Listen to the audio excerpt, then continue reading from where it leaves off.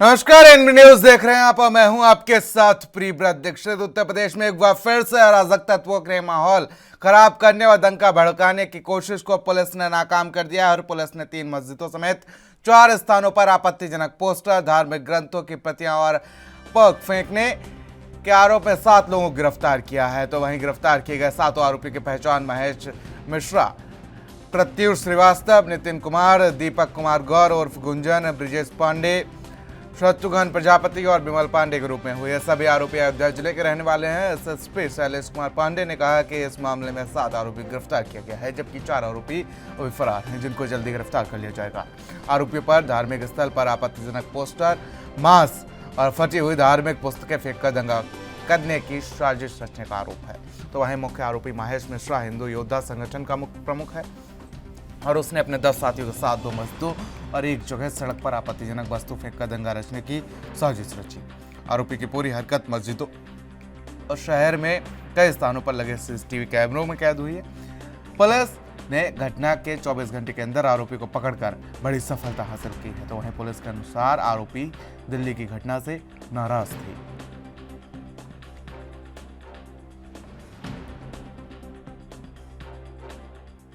गया है जिनके नाम है महेश मिश्रा, प्रत्युष, नितिन, दीपक गौड़ उर्फ गुंजन, ब्रिजेश पांडे, शत्रुघ्न प्रजापति और विमल पांडे।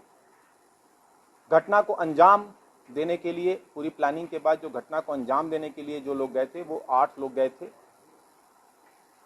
और 4 मोटरसाइकिल पे, जिनको लीड महेश मिश्रा कर रहा था। और जैसा कि सर ने बताया, आपत्तिजनक पोस्टर और आपत्तिजनक वस्तु वहां फेंकी गई और प्राप्त सूचना पे तत्काल पुलिस टीम इसमें एक्टिव हुई और इसमें साक्ष्यों को संकलित किया और साक्ष्य संकलित करते हुए पूरे चेन ऑफ इवेंट्स को कनेक्ट करते हुए इन सभी को गिरफ्तार किया गया है, 7 लोगों को। और 4 अभियुक्त जो फरार हैं उनको भी हम लोग जल्द गिरफ्तार करेंगे। जो पदार्थ इन्होंने फेंके थे वहाँ पे उसकी बरामदगी हो गई थी। जो वाहन है वो वाहन भी हमारे पास बरामद हैं। कुछ वाहन की उसमें और बरामदगी हम लोग जल्द ही सुनिश्चित कराएंगे। और इस तरह से इस पूरी घटना का पटाक्षेप हुआ। जब इसके उद्देश्य के बारे में इनसे बात की गई मुख्य अभियुक्त अन्य अभियुक्तों से, तो जो बात छन के आई, इनका पूरा उद्देश्य माहौल को बिगाड़ने का था और जिससे कि यहाँ की अमन चैन की जो संस्कृति है इस जगह की, उसको प्रभावित किया जाए।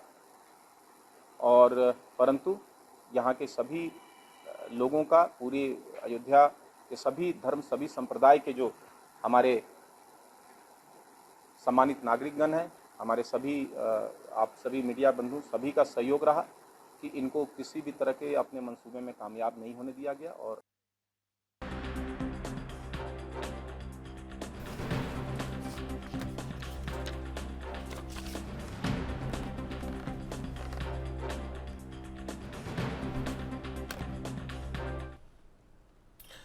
तो एक तरफ उत्तर प्रदेश में योगी जी का बुलडोजर चल रहा है, लेकिन अब ये सवाल उठता है कि आखिर ऐसे अपराधियों के मंसूबे जो हैं वो आखिर डाउन क्यों नहीं होते। उन्हें जो करना है वो करेंगे, चाहे उनके ऊपर योगी जी का बुलडोजर चले या रासुका लगे, इससे उन्हें कोई फर्क नहीं पड़ता। लेकिन सवाल यहाँ पर यह भी पैदा होता है कि क्या अब योगी जी का बुलडोजर इन पर भी चलेगा, वही कार्रवाई इन पर भी होगी। इसी तमाम मुद्दों पर आज चर्चा करेंगे कि आखिर इन्होंने ऐसी साजिश को अंजाम कैसे देने के लिए ठान लिया था और तमाम चीजें आखिर इनके मन में ये जहर क्यों घुलता है जिससे ये ऐसी चीजों को अंजाम देने की सोच लेते हैं। इसी मुद्दे पर आज चर्चा करेंगे। मेहमानों से आपका पहले परिचय करा दें। राहुल आनंद हमारे साथ बेबाक अंदाज के लिए जाने जाते हैं, बीजेपी से हैं, नेता बीजेपी राहुल आनंद। स्वाति निशांत ठाकुर हमारे साथ समाजवादी पार्टी से हैं। सर्वेश्वर पाठक जी वरिष्ठ पत्रकार के तौर पर मौजूद हैं।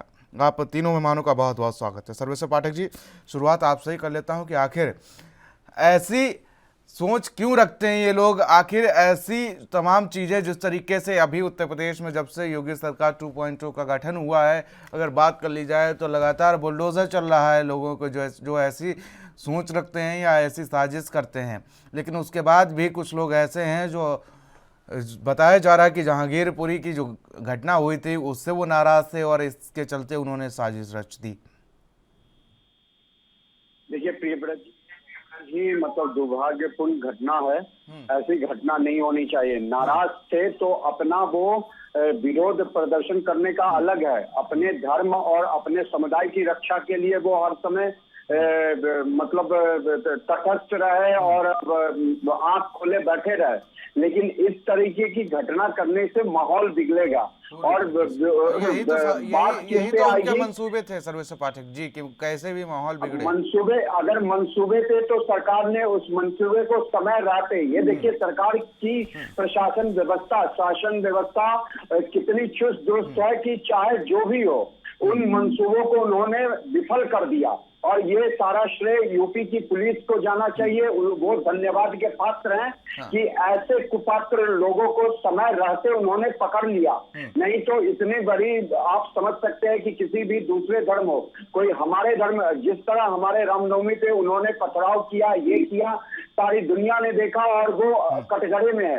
आज अगर वो ये काम कर देते और अगर इससे कुछ धार्मिक भावना अगर भड़कती तो फिर हम लोगों पे प्रश्न चिन्ह उठता।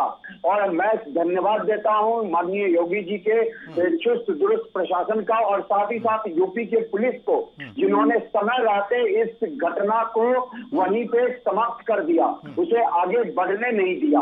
तो यह समझ सकते हैं कि एक कुशल प्रशासन का मतलब एक देन है।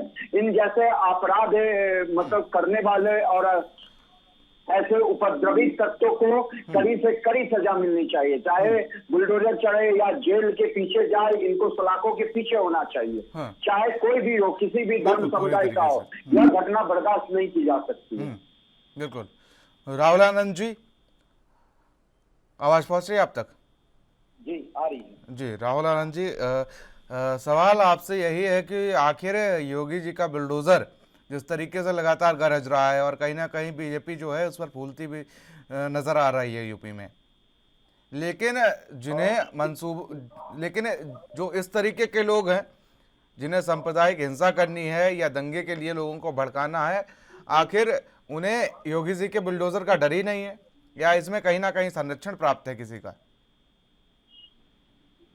देखिए, चर्चा की शुरुआत करने से पहले मैं आपसे एक रिक्वेस्ट करूंगा कि मैं एक कुछ पंक्तियां बिलकर की पढ़ना चाहूंगा जो आज के समय के परिवेश में काफी महत्वपूर्ण है। वो ये है, ऊंच नीच का भेद न जाने मन, वही श्रेष्ठ ज्ञानी है।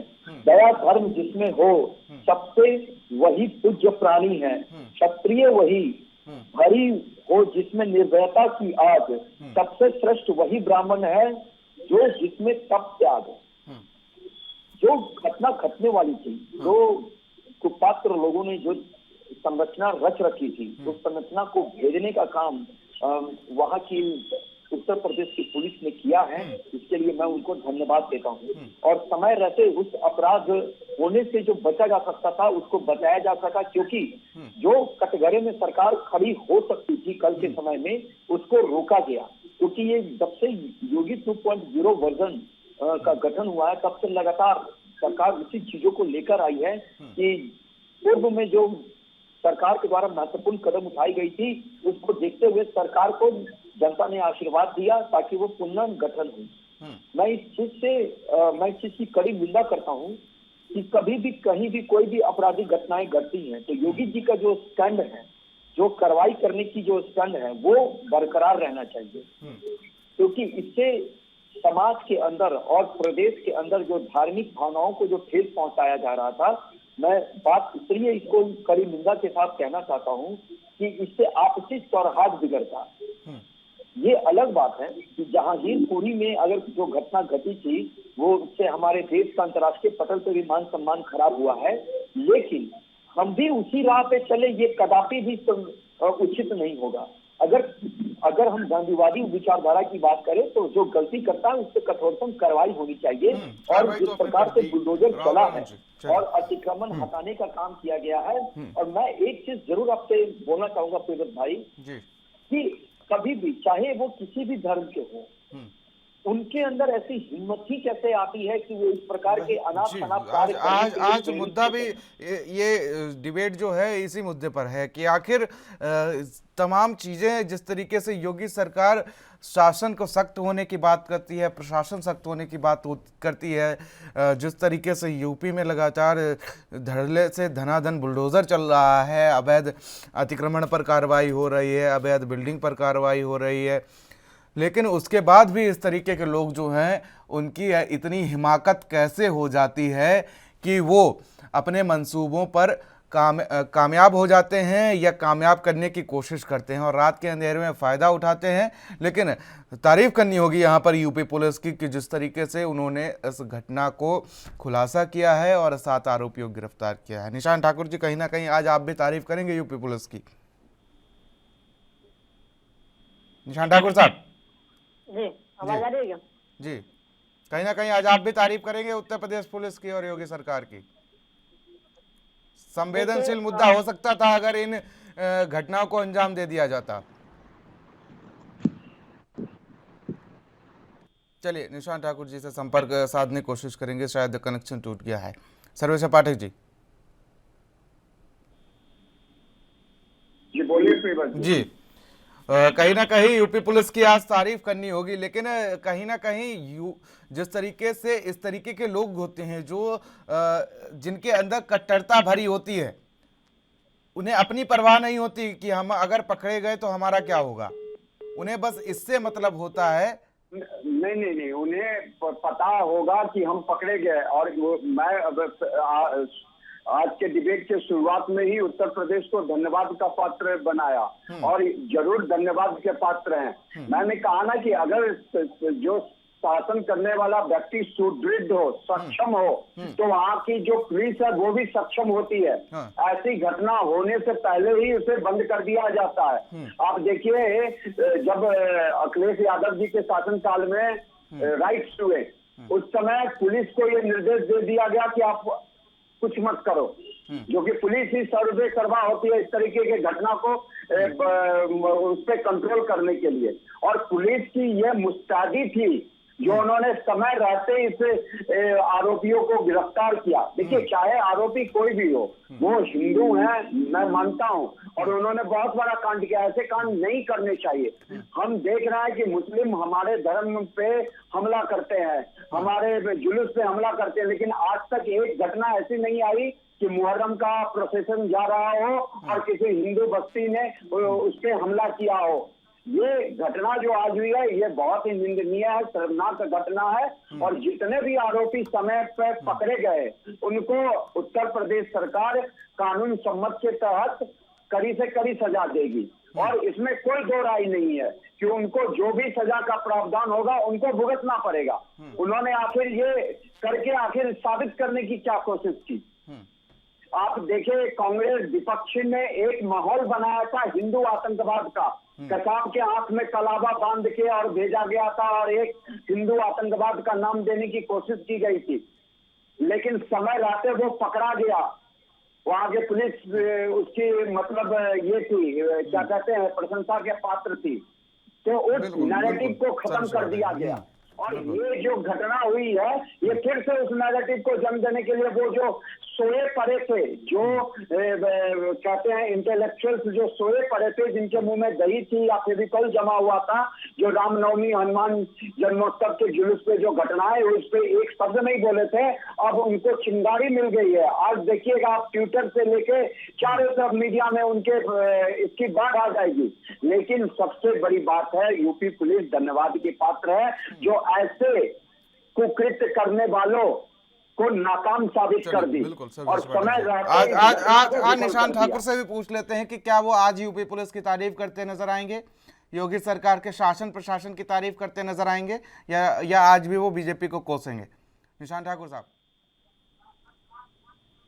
हिंदू मुस्लिम सिख ईसाई आपस में सब बांट रखे हैं। उत्तर प्रदेश या भारतीय शासित जो भी राज्य है, आप देख लिए, हिंदू संगठन के नाम पे या मजहबी अन्य पार्टी के नाम पर, संगठन के नाम पर ये देश को भड़काने के लिए चिंगारी डाली जाती है और तो देश इसमें को बीजेपी को भड़काना, दोष देंगे आप कि तो इसे भड़काने बीजेपी के ने लिए- करवाया है। बीजेपी ने रात के अंधेरे का फायदा उठाकर बीजेपी ने वहां पर लोगों को भेजा, 4 मोटरसाइकिलों पर सवार होकर 8 लोगों को भेजा और उसके बाद उन्हीं पर कार्रवाई भी कर दी।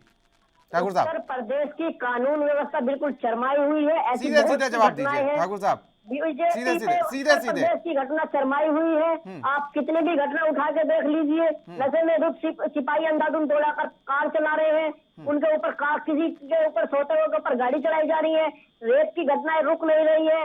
असंवैधानिक कार्य भारतीय जनता पार्टी के राज में हो रहे हैं। देश को भड़काना चाहती है राज्य से जुड़े हुए ये संगठन, अरे जो बता ठाकुर रहे हैं साहब, कि ठाकुर हिंदू- साहब, ठाकुर साहब, हिंदू संगठन के नाम ये पर रटा रटाया जवाब मत दिया करिए। ये सीधे सीधे सवाल और उसके बाद सीधा सीधा जवाब।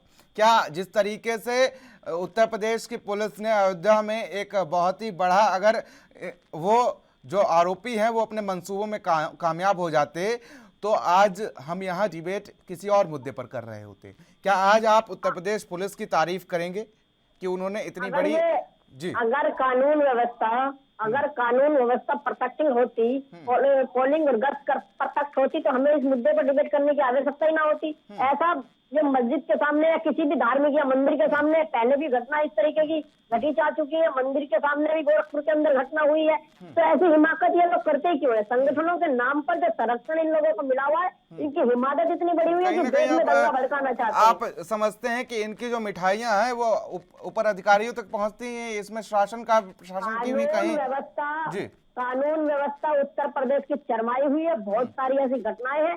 पुलिस स्वयं, अभी एक सांसद ने स्वयं बयान दिया था कि पुलिस बाद में आती है। आप उसको भी उठा के देखिए ना, दो दिन पहले का बयान है, खुद अपनी पुलिस पर वर्तमान सांसद सवाल उठा रहे हैं कि पुलिस घटना में कर देती, बाद में आती है घटना होने के बाद। तो आप इसको खुद देख लीजिए। अगर ये ऐसा ना किया होता, पुलिस परफेक्ट होती, उत्तर प्रदेश की कानून व्यवस्था चरमाई भी ना होती, तो हमको इस मुद्दे पर डिबेट करने की जरूरत ही नहीं थी। क्योंकि ये सौंदर्य बिगाड़ने के लिए, धार्मिक सौंदर्य बिगाड़ने के लिए कहीं ना कहीं अंजाम देने ही जा रहे थे, लेकिन पुलिस ने तो उनको नाकाम कर दिया ना ठाकुर साहब। ये पुलिस की नाकामी इसलिए दर्शाती है क्योंकि ये सब वहां पर गश्तिंग और इस मानते हैं तरीके कहीं का ना कहीं योगी सरकार का जो बुलडोजर चल रहा है उसमें तेल खत्म हो गया है।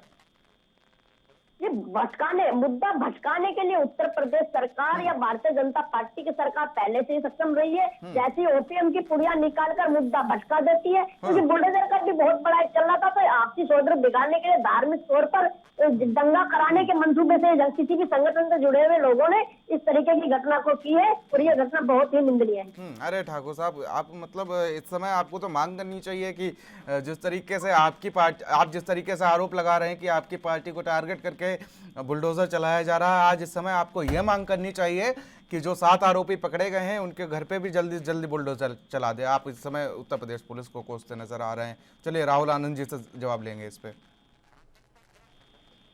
देखिए, निशांत ठाकुर जी की जो प्रतिक्रिया आई थी उस पे मैं सहमति निशांत जी नहीं लौटेंगे रखता हूं, आपके पास, क्योंकि पहले ये जवाब अभी ले भी- लेते हैं, आपके तमाम ये सवालों का अभी जवाब भी- ले लेते हैं। राहुल आनंद जी के पास आपके ये सरकार में अभी कानून भी उसी शासित राज्य की कोई मांग नहीं, गया नहीं बच रही है, क्योंकि धज्जियां उड़ चुकी है कानून के कार्यकाल की। अगर इस तरीके का परफेक्ट होता तो ये ऐसी घटना हो ही नहीं सकती थी। और घटना को लेकर हम लोग डिबेट पे बैठते नहीं, ये तो पूरा मामला बिगाड़ने के लिए। चलिए अरे ठाकुर साहब जवाब ले लेते हैं, आपके तमाम सवाल अब अधूरे रह जाएंगे या फिर लंबे हो जाएंगे तो राहुल आनंद जी कंफ्यूज हो जाएंगे कौन कौन से सवाल का जवाब दें।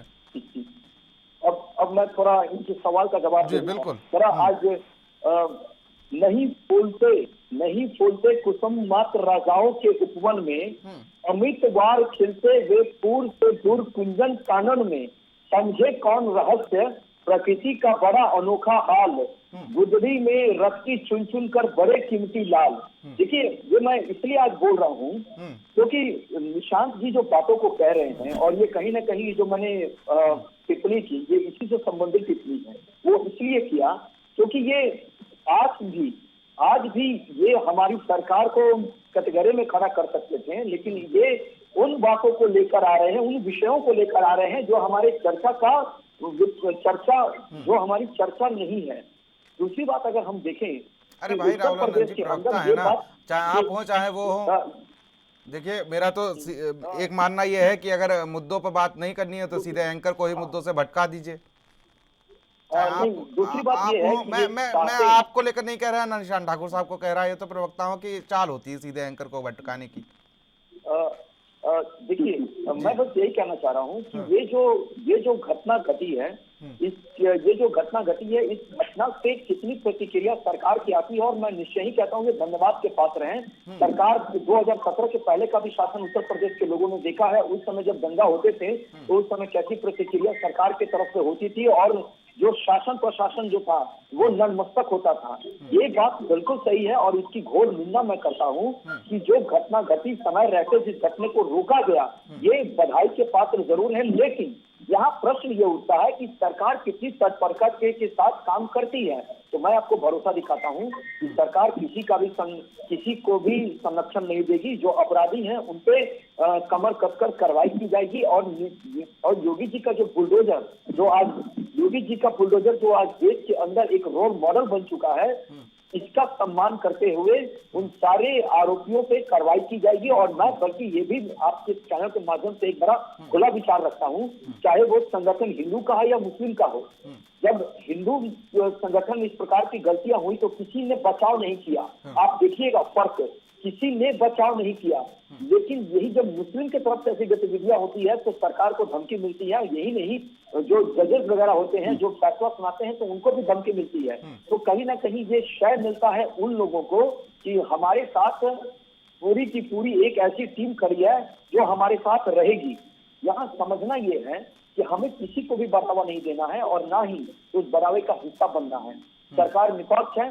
जो अपराधी पकड़े जाएंगे, जो आपराधिक गतिविधियों में संलिप्तता के साथ पाए जाएंगे, उनके ऊपर कठोरतम कार्रवाई आवश्यक है। और यही नहीं, ऐसी तो राहुल आनंद जी का मान लिया जाए कि जिस तरीके से ये 7 आरोपी पकड़े गए हैं और अभी भी 4 आरोपी फरार हैं, इनके ऊपर भी बुलडोजर कार्रवाई की जाएगी।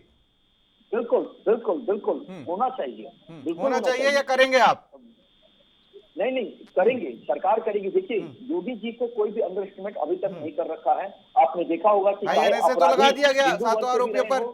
राहुल आनंद जी, एनएसए तो लगा दिया गया 7 आरोपियों पर।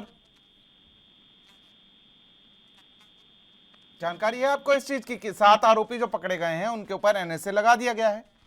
लेकिन अब देखने ये होगा कि आखिर इनके घरों पर बुलडोजर कब तक चलेगा। या जिस तरीके से आपकी पार्टी पर आरोप लगता है कि आप एक पार्टी विशेष या धर्म विशेष को टारगेट करके आप बुलडोजर चला रहे हैं। चलिए सर्वेश्वर पाठक जी से समझने की कोशिश करेंगे इस पे। सर्वेश्वर पाठक जी, आज जिस तरीके से समाजवादी पार्टी उत्तर प्रदेश पुलिस को कोसती नजर आ रही है, बीजेपी सरकार को कोसती नजर आ रही है, भाई जायज सी बात है, विपक्ष में बैठी है। अगर कोसेंगे नहीं तो सरकार अच्छा काम कैसे करेगी, पुलिस अच्छा काम कैसे करेगी? सर्वेश्वर पाठक जी, आवाज पहुंच रही है? चलिए सर्वेश्वर पाठक जी से संपर्क साधने की कोशिश करें। निशान ठाकुर साहब, आप कुछ कहना चाह रहे थे इसी मुद्दे पर, बात रखिए अपनी। देखिए, योगी 0.20 की बात हो या योगी 0.1 की बात, दोनों ही जैसे कि थानों के अंदर घुसकर सिपाहियों को मारा गया, इंस्पेक्टरों के साथ दुर्घटना हुई, वर्तमान में भी अभी एक इंस्पेक्टर एसआई ने आत्महत्या कर ली। इन सब बातों से ये सब दर्शाया जाता है कि उत्तर प्रदेश की कानून व्यवस्था पूरे तरीके से ध्वस्त है। ये सभी लोग, मैं क्या, राहुल आनंद जी भी या कोई भी व्यक्ति इस बात को स्वयं दिल से जानता है कि अगर ये घटना ना होती, पुलिस परफेक्टिंग लेवल पे ना होती, तो हम लोग इस मुद्दे पे डिबेट ही न करना चाहते। क्योंकि हिंदू मुस्लिम सिख ईसाई को आज के टाइम में ओपीएम निकाल के ध्यान भटकाने का काम किया जा रहा है। क्योंकि इन लोगों के दिमाग में एक धर्म के नाम पर, चाहे हिंदू धर्म की बात हो, चाहे इस्लाम धर्म की बात हो या अन्य किसी धर्म की बात हो, एक ओपीएम की पुड़िया धर्म के नाम पर परफेक्ट की हुई है कि आप लोग धर्म पे लड़ो। क्यों? क्योंकि सत्ता सिर्फ सरकार जो है सिर्फ अपने ही फायदे के लिए, सरकार बनाने के लिए अन्य राज्यों में अरे निशान ठाकुर साहब, अगर यही होता, मेरा मानना ऐसा है कि अगर यही होता कि धर्म के नाम पर लड़वाना हो तो अयोध्या में मस्जिदों को क्यों चुना जाता? भाई राम मंदिर भी तो है वहां पर। और मैं मानता कि अगर राम मंदिर में राम भक्तों की आस्था से खिलवाड़ हो तो बड़ा दंगा हो सकता है, तो मुस्लिमों को ही क्यों चुना गया? भाई कोई मुस्लिम से मांस फिकवा दिया जाता राम मंदिर के आसपास तो इससे तो बड़ा दंगा हो सकता था। में दो अगर आपका ये मानना है निशान ठाकुर साहब, अगर आपका ये मानना है कि हिंदू मुस्लिम को लड़वाया जा रहा है, तो वहां पर भी जैसे जहांगीरपुरी में हुआ वही करवा दिया जाता है अयोध्या में भी, तो ज्यादा सांप्रदायिक सौहार्द बिगड़ता। वर्तमान घटना में पुलिस की नाकामी सिर्फ नजर आ रही है। अगर पहले से गश्तिंग और पेट्रोलिंग या कोई भी अन्य कार्य जो होता है वो प्रत्यक्ष होता तो ये इस तरीके की सोच। बाकी रही बात कि इनको गिरफ्तार कर लिया, गिरफ्तार करके जांच है कि जेल भेजे जाएंगे, जमानत से ये लोग बाहर आ जाएंगे, ऐसा ये बहुत सारे केसेस में हुआ है। लेकिन आप मानिए या ना मानिए, जनता इस बात को स्वीकार करती है कि देश के अंदर धार्मिक तौर पर ये सब भड़कते हुए नजर आ रहा है। आज के टाइम में कानून वैसा बिल्कुल परफेक्ट नहीं। चलिए सर्वेश्वर पाठक जी समझने की कोशिश करते हैं। सर्वेश्वर पाठक जी, जी आप निशान ठाकुर जी को सुन रहे थे, वो कह रहे थे कि सांप्रदायिक सौहार्द बिगाड़ने की कोशिश की जा रही है इस तरीके से। मैं मानता हूं कि अगर सांप्रदायिक सौहार्द को बिगाड़ने की कोशिश की जा रही है तो अयोध्या में राम भक्तों की आस्था से खिलवाड़ कर देते तो ज्यादा अच्छे से बिगड़ सकती थी। देखिए, आपका कहना सही है कि सांप्रदायिक सौहार्द बिगाड़ने के लिए कुछ आपराधिक तत्वों ने ये घटना को अंजाम दिया है, समझे, और सरकार पूरी तरीके से मुस्तैद है, उन आपराधिक तत्वों को पकड़ लिया है समय रहते हुए, और उस पर उचित कार्रवाई की जाएगी। तैयारी नहीं है, नहीं तो उनकी मैंने कहा ना, उनकी सबसे बड़ी समस्या ये है कि वो कभी नहीं मानेंगे इस बात को। उनको इस चीज पे अपना वो पॉलिटिकल राजनीति करना है, वो मुद्दे को उठाना है, हवा देना है, क्योंकि उनका मुस्लिम वोट बैंक सबसे बड़ा है, आप हम सभी जानते हैं। अब देखिए, उस आरोपी को समय रहते पकड़ लिया गया, कोई उसका बचाव नहीं कर रहा है, सब उसका विरोध कर रहा है। आप हम देखिए, अगर मुस्लिमों पे कार्रवाई होती है तो सबके सब उठ के खड़े हो जाते हैं कि एक धर्म विशेष पे कार्रवाई हो रही है। अगर कोई वांछित अपराधी पकड़ा जाता है तो उसके बारे में कहा जाता है, क्या कहा जाता है कि वो गरीब था, वो भटका हुआ नौजवान था। आतंकवादी अगर मुस्लिम मारा जाता है तो कहा जाता है कि वो मास्टर का बेटा था, उसने डिप्रेशन में आके ऐसी घटना को अंजाम दे दिया। तो आप हम सभी समझ सकते हैं कि इनकी मानसिकता क्या है।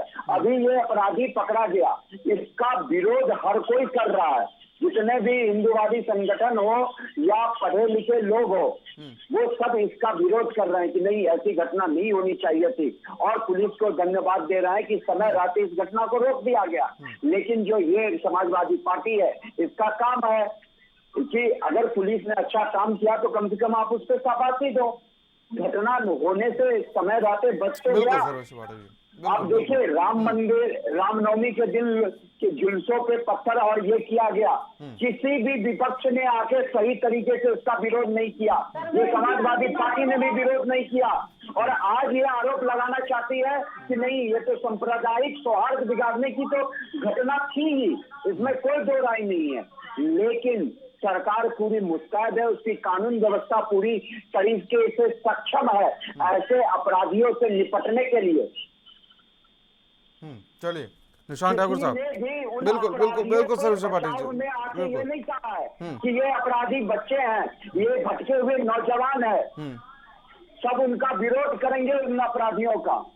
लेकिन अगर यही मुस्लिम का कोई पकड़ा जाता है, देखे आप वो मुर्तजा जो पकड़ा गया गोरखपुर मंदिर पे हमला करने वाला, उसके विषय में क्या फैलाया गया कि वो भटका हुआ है, उसकी मानसिक स्थिति सही नहीं है, उसके फैमिली वालों ने फैलाया। उसके बाद देखिए वो जागीरपुरी की घटना, वहां पे जो वो आतंकवादी पकड़ा गया हसन, उसके बारे में क्या कहा गया, उसका नाम गुड्डू सोनू है, हिंदू नाम देने की कोशिश की।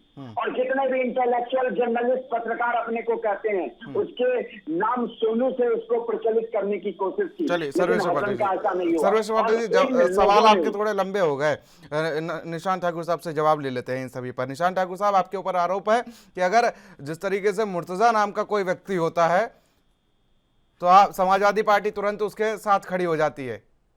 ठाकुर साहब, आवाज पहुंच रही है? चलिए ठाकुर साहब से संपर्क साधने की कोशिश करेंगे। निशान ठाकुर साहब, संपर्क हो पा रहा है क्या आपसे? आवाज पहुंच रही है?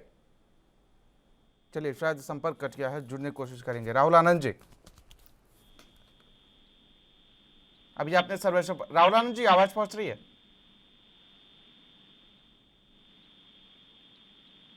चलिए राहुल आनंद जी से संपर्क शायद टूट गया है। सर्वेश्वर पाठक जी, बात कंप्लीट करिए अपनी।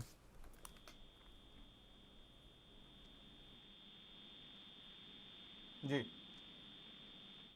प्रबुद्ध वर्ग आके विरोध करे, लेकिन अगर यही घटना समुदाय के दूसरे वर्ग मतलब मुस्लिमों द्वारा घटित होती है तो जो समाज के वो जो प्रबुद्ध वर्ग है, वो जो तख्ती गैंग है, वो बिंदी गैंग है, वो कभी भी उनका विरोध नहीं करती। वो सरकार को ही घेरती है कि आप एक समुदाय के पे कार्रवाई कर रहे हो, उसको टारगेट कर रहे हो, तो ये कहीं से भी जायज नहीं है। आज अगर इन उपद्रवी लड़कों ने जो भी ये दिमाग में शैतानी थी, आखिर इस घटना करने से इनको क्या हासिल हो जाता? अगर जहांगीरपुर में ऐसी घटना हुई, समय रहते उन अपराधियों पे कार्रवाई कर रही है पुलिस। मैं मानता हूँ कि कोर्ट में जाता है मामला, समय लगता है, कभी कभी अपराधी बच के भी निकल जाते हैं, लेकिन इसका ये मतलब नहीं कि आप अपने हाथ में ले लें।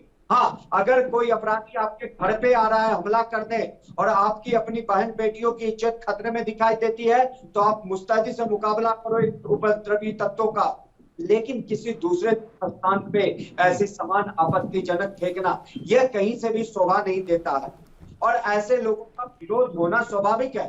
लेकिन हम कर रहे हैं, लेकिन यही चीज उलट जब वो लोग करते हैं तो कोई सामने इस तरीके से विरोध करने नहीं आता। प्रियव्रत जी, जी बिल्कुल, ये हमारे भारत बिल्कुल मैं भी मानता है इस बात को। चलिए निशांत ठाकुर जुड़ चुके हैं। निशांत जी, आवाज पहुंच रही है आप तक? मैं एक बात कहना चाहता हूँ वरिष्ठ पत्रकार से जी, कि कभी कभी मुझे ऐसा लगता है कि ये विशेष पार्टी के लिए पक्ष में ही ज्यादा बोलते हो। इसका कारण बहुत सारे, अरे अपनी पार्टी का पक्ष रख लो, आज सही से आप बोलो, अपने पार्टी के बारे में बोलो। बोलो नहीं तो हटाओ। मेरे पास इतना ना टाइम आपके पास होता ना मेरा पास टाइम होता, क्योंकि रखने के लिए जनता ने आदेश दिया है विपक्ष में रह करके। बिल्कुल, आप समाजवादी पार्टी ने भी आपको आदेश दिया है, प्रवक्ता हैं आप समाजवादी पार्टी के। जनता ने आपको आदेश दिया है कि विपक्ष में रहकर जनता पर हुई क्रूरता पे हम लोग आवाज उठाए। आप हर बात ये कहते हैं कि बात आप मानने के लिए तैयार नहीं है। क्या अपराध का कोई धर्म होता है? आप बता दिए, इसमें हिंदू मुस्लिम की बात ही कहाँ? रामनवमी की घटना हुई, जहांगीरपुरी की घटना हुई, मुझे एक ट्वीट और ये दिखा दो कि जो घटना में आरोपी थे समाजवादी पार्टी का मुखिया उसके खिलाफ बोला हो या उसकी भर्त्सना की गई हो या मुस्लिमों के खिलाफ बोला हो। आज तो बड़े भारतीय शासित क्यों नहीं बोले? उस समय मुंह में क्या या फेविकॉल लग गया था अखिलेश यादव के मुंह में?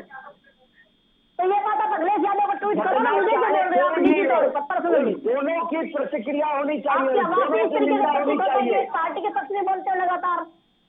उत्तर प्रदेश में कितनी कानून व्यवस्था बिगड़ी हुई है। मैं अपना स्टैंड लेता हूँ और जो उचित है वो बोलता हूँ, समझ गए?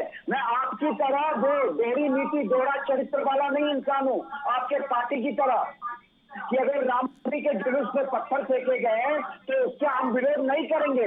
क्यों? क्योंकि उन्होंने मुसलमानों ने किया है। अगर हम विरोध कर देंगे तो हमारा वोट बैंक चला जाएगा। आज ये घटना हिंदुओं ने किया है, मैं वो खुलेआम बोलता हूँ, तो उसका निंदा आप करने बहुत मुखर होके आ गए। करना ही चाहिए, लेकिन वो मुखरता आप जब रामनवमी की जुलूस पे पत्थरबाजी हुई, हनुमान जन्मोत्सव पे पत्थरबाजी हुई, उन पे बुलडोजर चला, तब आप क्यों सरकार का विरोध किए? सरकार के साथ आपको दिखना चाहिए। जो भी उपद्रवी तत्व है, चाहे वो किसी भी समुदाय के हो, वो अपराधी है तो अपराधी है। भाई अपराधी का कोई धर्म हो तो मुझे बता दो, कोई जाति हो उनके तो मुझे बता दो। नहीं, संरक्षण जरूर हो सकता है किसी पार्टी का। सर्वेश्वर पाठक जी, संरक्षण जरूर हो सकता है किसी पार्टी का, चाहे वो सपा दे रही हो, चाहे बीजेपी दे रही हो, चाहे कांग्रेस दे रही हो।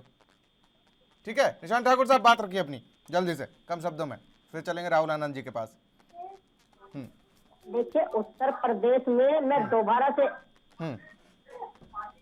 चलिए सर्वेश्वर पाठक जी जवाब ले लेते हैं।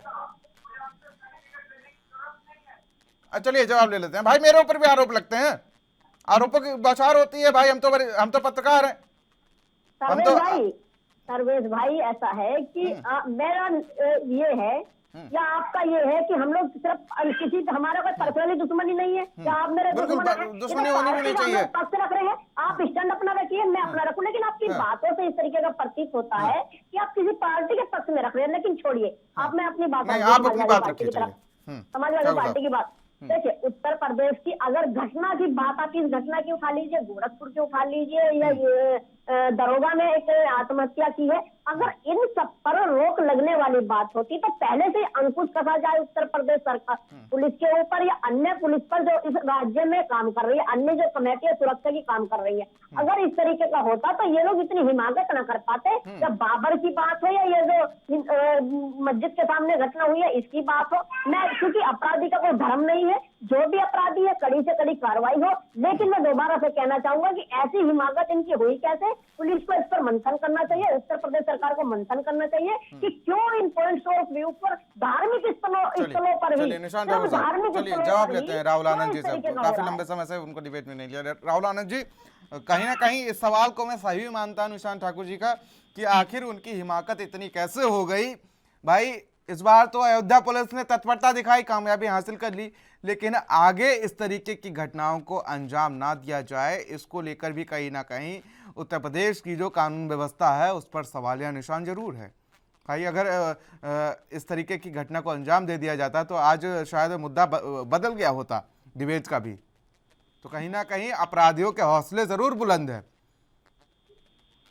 देखिए, मैं सरकार के लिए बस इतना ही चीज कहूंगा कि 100 साल राज करने से अच्छा है कि 100 दिन में ऐसे काम कर जाओ कि 100 साल तक याद किए जाओ। और जो उत्तर प्रदेश की जो सरकार है वो कर्मठ सरकार है, और मैं इस चीज को जरूर, मैंने पहले भी चर्चा जब शुरुआत हुई थी तो उस वक्त भी मैंने कहा था कि ऐसी हिम्मत ही कहाँ से आती है, लोग इसको बढ़ावा ही क्यों देते हैं। और उस वक्त मैं जो कहते कहते रुक गया था वो मैं ये रुक गया था कहते कहते ये रुक गया था कि जब भी कोई दूसरे समुदाय के लोग इस प्रकार की घटना को अंजाम देते हैं तो उस समय उन्हीं के समुदाय के लोग उनको बढ़ावा देते हैं।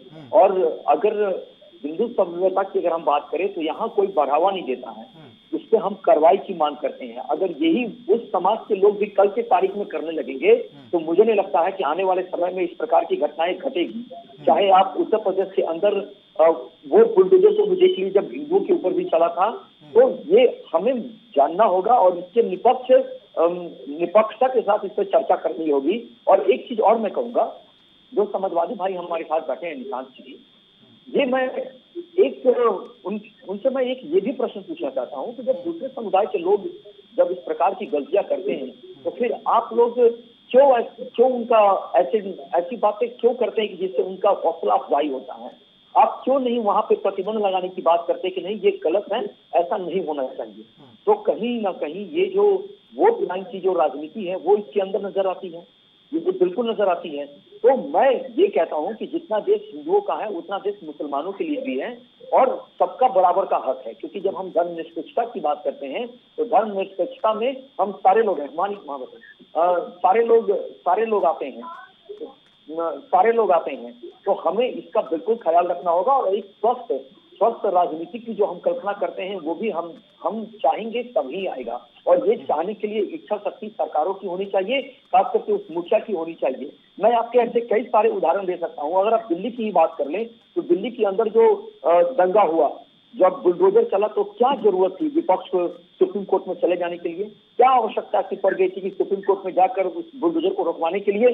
जो बिंदी गैंग है खास करके, उनको वो लेटर लेकर जाना पड़ा। तो आप खुद राजनीति के स्तर को कहाँ ले जा रहे हैं इसके ऊपर देखिए। और जो मैं अभी भी इस बात को कहता हूँ कि अपराधी का कोई धर्म नहीं होता, उससे हम दे दिया ना राहुल आनंद जी। भाई गलत नहीं होता तो सुप्रीम कोर्ट आपके पक्ष में निर्णय लेता। देखिए, कहीं ना कहीं बुलडोजर नीति भी आपकी फेल होती नजर आ रही है जी। मैं इस बात पे एक बात कहना चाहूंगा। देखिए, राजस्थान के अलवर में 300 साल पुराना मंदिर गिरा दिया गया।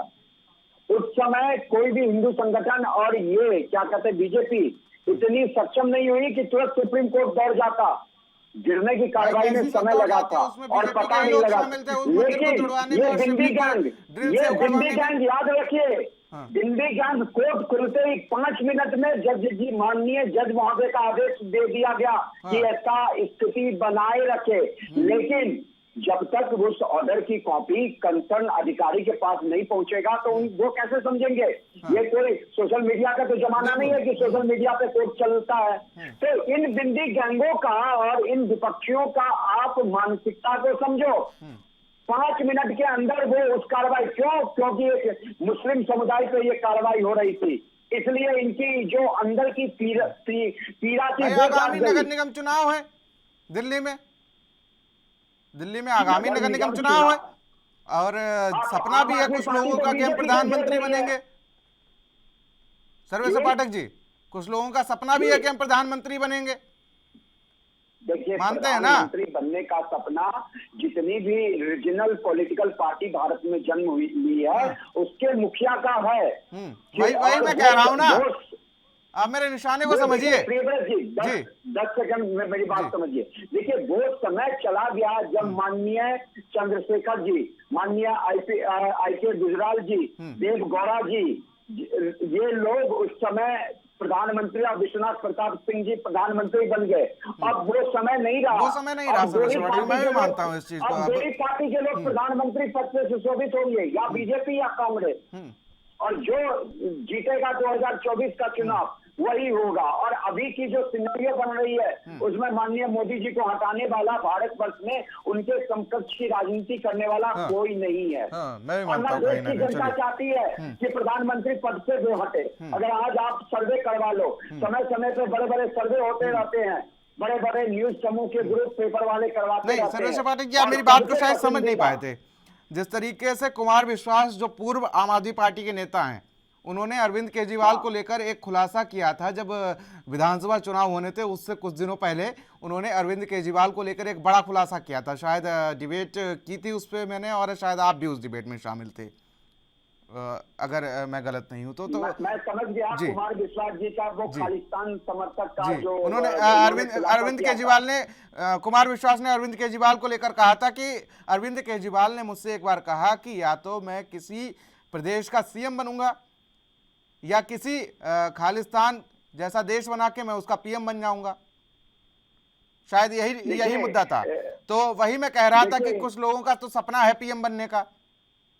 देखिए, वो सपना तो 2014 में हमने सबने देखा था कि जब अरविंद केजरीवाल 49 दिनों की सरकार बना के, वो भी कांग्रेस के सहयोग से, माननीय मोदी जी के वो एक अपना जो कहते हैं ना मीडिया में इमेज बनाने के लिए चले गए बनारस से लड़ने। क्या हाल हुआ? देखिए, जो कुमार विश्वास जी ने कहा होगा उस बात में पूरी सच्चाई है। देखिए, अरविंद केजरीवाल, मैं एक पुस्तक दिखा रहा हूँ, ये अरविंद केजरीवाल के ही सहयोगी महाराष्ट्र में थे मयंक गांधी जी, और अन्ना से मिलाने में इन्हीं अरविंद केजरीवाल को मयंक गांधी जी का ही हाथ था। इन्होंने पुस्तक लिखी अप डाउन, और इन्होंने पूरे तरीके से इसमें व्याख्यान दिया है कि अरविंद केजरीवाल की मानसिकता क्या है, अरविंद केजरीवाल का चरित्र क्या है, उन्होंने कैसे अन्ना हजारे जी का यूज किया। तो उनकी जो महत्वाकांक्षा है भारत वर्ष का प्रधानमंत्री बनने के लिए, और मैं ईश्वर से प्रार्थना करता हूं कि वो इस पद पे कभी भी ना आए, नहीं तो भारत का बंटा भार हो जाएगा। ये मुद्दा फिलहाल आज नहीं है। चलिए, निशांत ठाकुर साहब, काफी लंबे समय से आप कुछ कहना चाह रहे थे, लेकिन वो डिबेट जो थी वो कहीं ना कहीं दिल्ली मुद्दे पर भटक गई थी। चलिए, बात रखिए अपनी।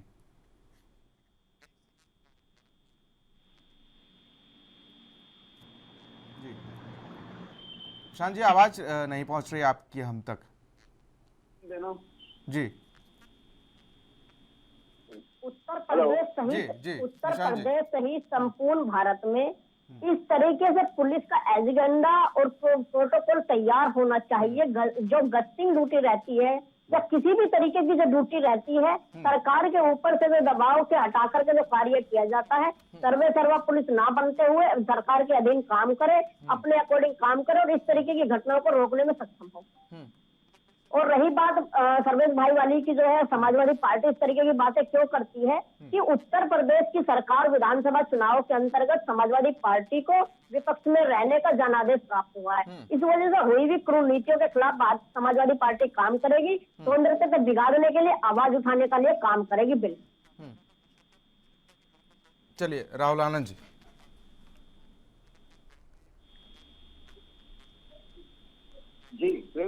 जी, जी, निशांत ठाकुर ने कह दिया है कि सर्वे सर्वा पुलिस होना चाहिए, किसी राजनीतिक पार्टी का या सरकार का संरक्षण नहीं होना चाहिए। देखिए, मैं इनकी बात से सहमति नहीं रखता हूँ। नहीं भाई, आप तो सहमत होंगे नहीं, क्योंकि ये विपक्ष में है, आप सरकार में हैं। लेकिन कितना सही है ये हम समझेंगे सर्वेश्वर पाठक जी से, लेकिन उससे पहले आपका जवाब। हाँ, मैं आपको बताना चाहूंगा कि 2017 के पहले जब सरकार थी तो उसके ऊपर सरकार का प्रतिबंध था, सरकार का अंकुश था, सरकार से चाहती थी उससे कार्रवाई होती, पुलिस को नतमस्तक कर रखा गया था। 2017 के पहले की बात कर रहा हूँ। लेकिन जब 2017 में योगी जी की जब सरकार आई तो हनुमान जी की तरह उनको उनके शक्ति का स्मरण कराया गया कि आपको कैसे आपको समुद्र को लांघना है, और वैसे ही इनको बताया गया कि कैसे आपको अपने हथियार का इस्तेमाल करना है और अपराधियों को नतमस्तक कर सलाखों को पीछे डालना है। तो जब हमने पुलिस को खुली छूट दी, तब जाकर जो उत्तर प्रदेश का जो अपराधीकरण हो चुका था उस पर अंकुश लगने शुरू हुए। आपने देखा होगा कि हर वर्ग के लोगों को पकड़ा गया और सलाखों के पीछे डाला गया या शूट एंड साइट का ऑर्डर दे दिया गया। जो पुलिस प्रशासन का जो व्यवहार होना चाहिए जनता के प्रति, उसका सम्मान करते हुए पुलिस ने अपने अधिकारों का इस्तेमाल किया और देखा कि उत्तर प्रदेश के अंदर घटनाओं को कैसे धीरे धीरे कमी किया गया। जो दबंग लोग थे, जो अपना राज चलाना जानते थे, वो सारे लोग सलाखों के अंदर जाकर अपने आप को सुरक्षित महसूस करने लगे। इसलिए मैं इनके बात से सहमति नहीं रखता हूँ कि सरकार का उस पर कंट्रोल होना चाहिए नहीं होना चाहिए। ये आपके ऊपर निर्भर करता है कि आपका मुखिया कैसा है, वो कैसा प्रदेश चाहता है और कैसे कानून व्यवस्थाएं को चाहता है।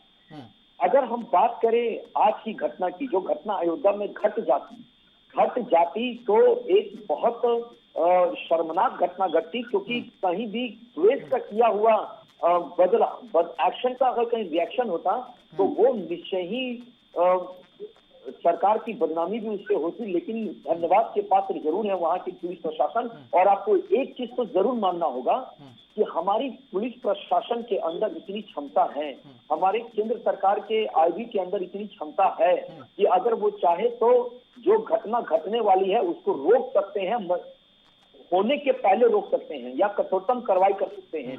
इसलिए आज एक नया ऊर्जा और एक नया ऊर्जा का जो संचार हुआ है हमारे अंदर और हमारे प्रदेश के अंदर, ये गर्वान्वित कहीं ना कहीं हमें जरूर करता है कि जो संभावित घटना थी उसको रोका जा सका और जो सामाजिक सौहार्द जो बिगड़ सकता था उस पर कंट्रोल किया जा सका।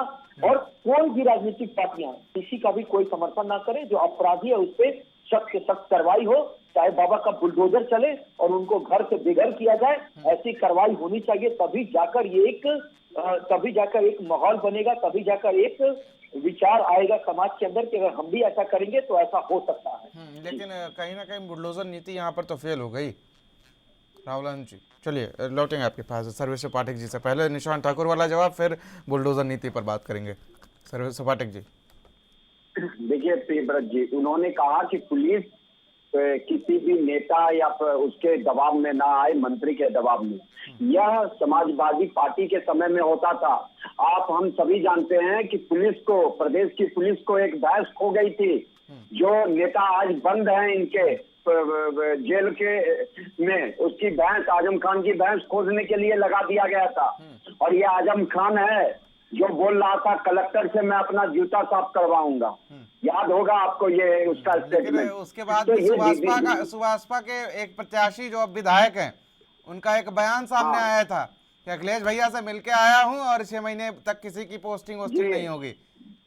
चलिए ठाकुर साहब से इस पर जवाब लूंगा। जिस तरीके से ये बात करते हैं व्यवस्था की, उनकी मानसिकता क्या है, शासन और प्रशासन के अधिकारियों के लिए उनका क्या रवैया है, ठाकुर साहब सोच के रखिएगा जरा इसका जवाब।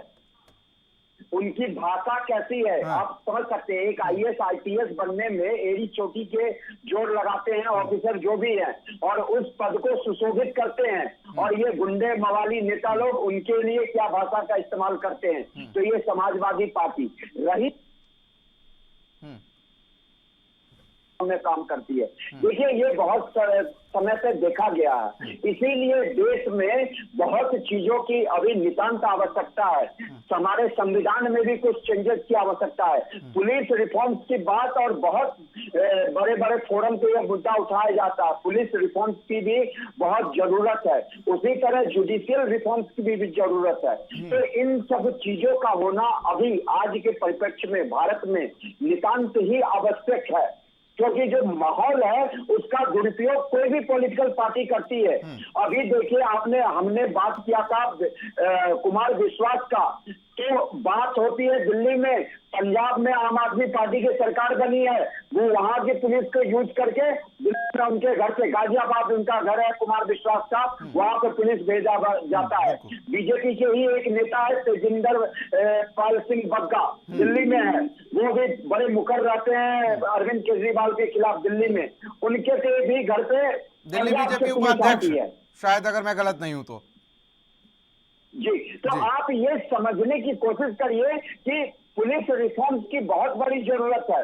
इसमें कोई दो राय नहीं कि जो शासन में आता है अपने तरीके से पुलिस का यूज करता है, जो कि बहुत ही गलत है। लेकिन कम से कम हमें यहाँ उत्तर प्रदेश में ये चीजें, सर्वेश पाठक जी, बिल्कुल बिल्कुल आप सही है, मैं भी आपकी बात से कहीं ना कहीं सहमत हूँ। चलिए निशांत ठाकुर जी से जवाब ले लेता हूँ। आपके तमाम जो आरोप हैं वो निशांत ठाकुर जी से उन पर जवाब लेते हैं, लेकिन एक सवाल मैं भी दाग देता हूँ इसी बीच। निशांत ठाकुर साहब, कभी कभी अपने गिरवान में भी जाग के देख लेना चाहिए, जिस तरीके से सर्वेश पाठक जी ने जिक्र किया था कि रामपुर वाली पुलिस भैंस ढूंढने में लग गई थी कि भाई आजम खान को दूध पीना है सुबह, भैंस नहीं मिली तो हमारी नौकरी चली जाएगी। कानून व्यवस्था की अगर बात करें या उस टाइम की अगर बात करेंगे, जनता के अकॉर्डिंग अगर यही बात देखी जाएगी कि अगर मंत्री की भैंस खो गई या कोई भी बात हो गई, तो अगर ये ना ढूंढते, ये कहते कि कैसा राज चल रहा है उत्तर प्रदेश के अंदर कि इस कार्य को नहीं कर पा रहे हैं, अगर कर दिया तो अब इसी काम पे लग गए। ठीक है, बाकी इन सब बातों को दरकिनार करते हुए अगर बात उठती है कि भारतीय जनता पार्टी सरकार में आई है, तो सरकार ही तो इस बात का जवाब देगी, क्या विपक्षी पार्टी इस बात का जवाब दे पाएगी? अगर जनता ने रोक दिया, भैंस ढूंढने पे पुलिस लगा दी जाएगी। अगर जनता अपराधी ढूंढ नहीं पाते, भैंस ढूंढने पे, आजम खान की भैंस ढूंढने पे पुलिस लगा दी जाएगी। अगर समाजवादी पार्टी को जनता ने नकार दिया है और भारतीय जनता पार्टी को सरकार में लाया है, तो सरकार का कानून का राज भारतीय जनता पार्टी कायम करेगी, ना कि समाजवादी पार्टी कायम करेगी। समाजवादी पार्टी को 2012-2017 के बीच में पुलिस भैंस ढूंढेगी। ठीक है, एक बार मैं डिबेट की तैयारी कर रहा था तो एक आंकड़ा जो था मेरे दिमाग में ऐसे बैठ गया कि वो आज तक मुझे याद है। 2012 में अखिलेश यादव मुख्यमंत्री बने, 2014 के आंकड़ों की बात कर लें तो 3,375 के रेप केस हुए थे। आंकड़ों की बात कर रहा हूं मैं, जो आंकड़े हैं, ठीक है, 2014 में। और 2015 की बात कर लें तो 9,075 रेप केस पुलिस में दर्ज हुए थे। ठीक है, थानों में दर्ज हुए थे। जमीनी हकीकत तो कुछ और ही होती है, कुछ शर्म लालच के मारे पुलिस थाने नहीं पहुंच पाते हैं। एक साल में 3 गुने हो गए। ठीक है, सुनिए निशांत ठाकुर साहब, एक साल में 3 गुने रेप केस हो गए और उत्तर प्रदेश पुलिस उस समय भैंस ढूंढ रही थी। जवाब निशांत ठाकुर साहब। आप ये आंकड़े जो बता रहे हैं, आपराधिक आंकड़े उत्तर प्रदेश के 2017 से जरा 22 के भी आप बता दीजिए, एक बार बताइए। नहीं, आपने सरकार नहीं चलाई क्या? जवाबदेही नहीं बनती क्या 12-17 के बीच में? आप इतना पक्ष ले रहे हैं भैंस ढूंढने वाली बात पर। बड़ा किया जाए, अगर आपकी ही बात को बड़ा किया जाए तो उस समय जिस टाइम सरकार, वर्तमान में सरकार जो थी, अगर वो जवाबदेही होती है तो उसके उदाहरण पर आज के डेट में भारतीय जनता पार्टी पूरी तरीके से 17 से 22 के बीच में जवाबदेही है, राहुल आनंद जी जवाबदेही है। लेकिन क्या जितना आप पक्ष ले रहे हैं कि पुलिस भैंस ढूंढने जाएगी, नहीं ढूंढने जाएगी तो पुलिस पर सवालिया निशान उठ जाएंगे। और आज जब पुलिस ने अच्छा काम किया है अयोध्या पुलिस ने, तो उस पर आपके दो बोल नहीं निकल रहे। अच्छा कार्य क्या होता तो इस तरह की सौदर बिगाड़ने की कोई घटना पहले होती नहीं, बिल्कुल भी। कैसी बात कर रहे हैं आप? अगर मुर्तजा पकड़ लिया जाता है तो आप मुर्तजा के पक्ष में खड़े हो जाते हैं कि वो मानसिक तौर पर बीमार है, मानसिक रोगी बता देते हैं। अखिलेश यादव का ही बयान था, ठीक है, था या नहीं था कि वो मानसिक तौर पर बीमार है। और उसके बाद अब जब अयोध्या पुलिस ने घटना को अंजाम देने से पहले ही, सौहार्द बिगड़ने से पहले ही, इससे पहले ही जिस तरीके से मंसूबे थे आरोपियों के, अपराधियों के, कि ईद पर सौहार्द खराब करे, देश की जो शांति व्यवस्था है उसको कहीं ना कहीं हानि पहुंचाएं, उससे पहले अयोध्या पुलिस ने उनको गिरफ्तार कर लिया। साथ नहीं देखा उन्होंने कि हिंदू है मुस्लिम है, ठाकुर साहब सीधे तौर पर नहीं देखा उन्होंने कि हिंदू है मुस्लिम है, गिरफ्तार कर लिया, एनएसए लगा दिया, दो बोल नहीं निकले आपके पूरी डिबेट में। तो नहीं निकले, कितनी बार मैंने कहा है कि इस तरह की घटना होने पर कड़ी निंदा है, कड़ी से कड़ी इन लोगों नहीं, पर निंदा है, लेकिन अयोध्या पुलिस ने जो इस तरीके की घटना को अंजाम देने से पहले ही कामयाबी हासिल कर ली। आपने नहीं कहा कि अच्छी घटना है, अयोध्या पुलिस ने कामयाबी हासिल की है, उत्तर प्रदेश नहीं मानते की कामयाबी। उत्तर प्रदेश की पुलिस को भी और मुस्तैद होने की आवश्यकता है। चलिए राहुल आनंद जी से पूछ लेते हैं कि आखिर इनकी पुलिस इतनी कमजोर अभी तक है कि समाजवादी पार्टी को ऐसा लगता ही नहीं है कि पुलिस ने अच्छा काम किया है। देखिए, अगर आपका मन साफ रहेगा, और रविदास जी ने एक बात कही थी कि मन साफ और मन चंगा तो कटौती में गंगा की बात की गई थी। अगर आपका मन साफ रहेगा और आपकी कार्रवाई करने की इच्छा शक्ति होगी और अपने थोड़ा समय का अभाव है, प्रदेश कम से कम अपनी बात को खत्म करिएगा। जी जल्दी ही करता हूँ। और अपने प्रदेश को सुख और शांति के तरफ और आपसी सौहार्द और भाईचारा बढ़ाने की अगर आपकी मंशा होगी कभी भी, तो मैं कहूंगा कि कमियों को नजरअंदाज करते हुए आप ऐसे कदम उठा सकते हैं जिससे आपका प्रदेश सुखी और शांति के साथ चले। और उसी की एक प्रतिक्रिया है जो अयोध्या में देखने को मिली है। और मैं इस चीज को जरूर कहता हूँ, पुनः कहता हूँ कि सरकार का और साथ साथ कानून व्यवस्था के और कानून का संचालन कर रहे सारे अधिकारियों का धन्यवाद करता हूँ कि जिन्होंने समय रहते एक बड़े मंसूबे पे कामयाबी हासिल कर ली, जिसके लिए वो बधाई के पात्र हैं। कहीं ना कहीं बड़ी कामयाबी जरूर है। जिस तरीके से देश में अगर ये घटनाओं को अंजाम दे दिया जाता तो एक बार कहीं ना कहीं फिर से हिंदू मुस्लिम आमने सामने होते। फिलहाल आप तीनों मेहमानों का हमारे साथ जुड़ने के लिए बहुत बहुत शुक्रिया इस खास चर्चा में। चलिए, फिलहाल जिस तरीके से अयोध्या पुलिस ने एक बड़ी कामयाबी हासिल की है, कहीं ना कहीं जिस तरीके से देश में एक बार फिर से हिंदू और मुस्लिम का टकराव करवाने की एक बार फिर से साजिश थी, लेकिन कहीं ना कहीं जो आरोपी हैं, जो 7 आरोपियों को गिरफ्तार किया गया है, साथ ही इनकी ये मंसूबा था कि जिस तरीके से जहांगीरपुरी में घटना को अंजाम दिया गया है उसके बदले की भावना को लेकर अयोध्या में मस्जिदों के बाहर आपत्तिजनक चीज़ें फेंकी गई, साथ ही वहां पर सौहार्द को बिगाड़ने की कोशिश की गई। लेकिन अयोध्या पुलिस की यहां पर तारीफ करनी होगी, तत्परता दिखाते हुए जिस तरीके से उसने इनके मंसूबों पर पानी फेर दिया और साथ ही इन पर एनएसए की कार्रवाई की गई है। तो कहीं ना कहीं अब देखने वाली बात होगी कि जिस तरीके से बाबा का बुलडोजर उत्तर प्रदेश में गरज रहा है, क्या इनके ऊपर भी बुलडोजर की कार्रवाई की जाएगी या सिर्फ एनएसए के नाम पर खानापूर्ति की जाएगी। आज की इस खास चर्चा में मेरे साथ इतना ही। देश और दुनिया की अहम खबरों के लिए बने रहिए इन न्यूज़ के साथ। नमस्कार।